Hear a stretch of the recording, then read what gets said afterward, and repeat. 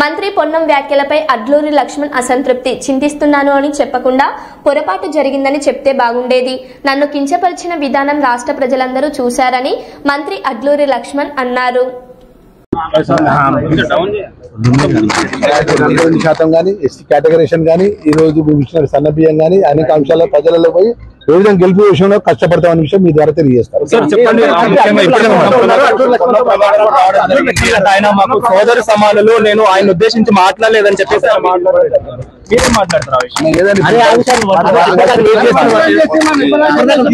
మామూలుగా మిమ్మల్ని ఉద్దేశించి మాట్లాడారని చెప్పేసి మీకు సంబంధించి మీరు మాట్లాడడం జరిగింది. కానీ ఆయన మాత్రం నేను మిమ్మల్ని ఉద్దేశించి మాట్లాడలేదు, ఆయన నాకు సోదర సమానులు అని చెప్పేసి కూడా ఆయన మాట్లాడడం జరిగింది.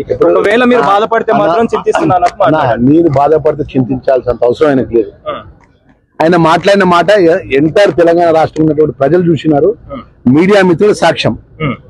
భారతదేశంలో ఇవాళ జ్యుడిషియల్ పరంగా మీడియాలో ఎంత శక్తివంతమైంది, ఆ శక్తివంతమైన మీడియా మిత్రుల యొక్క సమక్షంలో పట్టిన మీడియా సమావేశం సమక్షంలో పట్ల కెమెరాల ముందు మాట్లాడినటువంటి మాటకు ఇక ఆ మాటకు నేను పొరపాట్ల మాట్లాడిన మాట అనాల్సిన పోయి ఇక ఆయన చింతిస్తుంటే నేను బాధపడుతున్నా అంటే ఆయన విజ్ఞత గురి పెడతాను.